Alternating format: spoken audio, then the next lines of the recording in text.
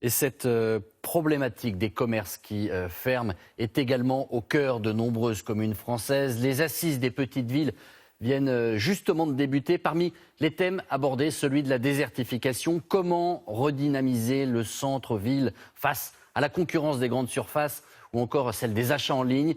Reportage à Noyon, une commune de 14 000 habitants, où la municipalité, vous allez le voir, facilite l'installation des petits commerces. Françoise Vallée et Adèle Zouillèche. À Noyon, c'est une priorité, lutter contre la fermeture des petits commerces.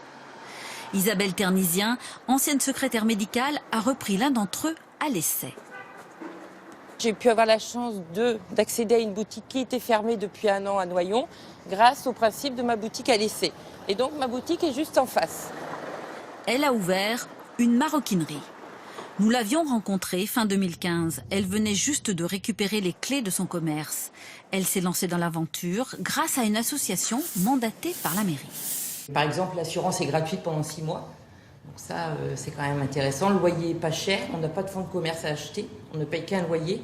Donc en plus, c'est un bail de 6 mois. Donc si au bout des 6 mois, ça ne marchait pas, ce qui n'arrivera pas, on risque rien. Un loyer à 500 € au lieu de 750. 1 an de conditions exceptionnelles ont permis à la nouvelle commerçante de faire ses preuves. Je suis toujours là. J'ai même développé d'autres choses, puisqu'au départ, je faisais que des sacs. Et aujourd'hui, je fais du chapeau, du bonnet. Donc ça prouve que ça fonctionne. Elle ne gagne pas encore le SMIC, mais sa clientèle augmente régulièrement. S'il n'y a plus de petites boutiques comme ça, indépendantes, c'est la mort du centre-ville. Non, on a besoin quand même. On y trouve quand même beaucoup de choses intéressantes, du choix. Revitaliser le centre-ville, c'est l'objectif des boutiques à l'essai. Celle qui a inauguré ce concept, c'est Claire D'été. Cette ancienne juriste a ouvert un magasin de vêtements pour femmes en 2014 avec 10 000 €, dont 5 000 en prêt à taux zéro, un loyer modéré, 8 mois d'assurance gratuit.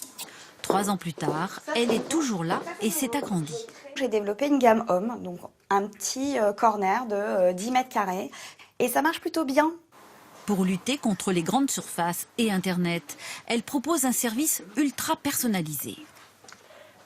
J'ai une dame qui veut un t-shirt bleu marine tout simple, j'ai un foulard fuchsia parce que j'ai une cliente qui m'a pris un pull et elle veut le foulard assorti. Et c'est ça aussi qui fidélise et qui me permet d'avoir ce relationnel avec le client qu'on n'a pas dans les autres boutiques. L'ancienne juriste a profité des conseils des commerçants de la ville. Le projet Boutique à l'essai a créé un esprit de solidarité. L'avantage, c'est que nous, on a l'expérience. Eux, ils ont des idées toutes fraîches. Et ça, c'est super. Même pour nous, on est complémentaires. Tout à fait. Plus il y aura de commerçants, plus les commerçants marcheront de toute façon.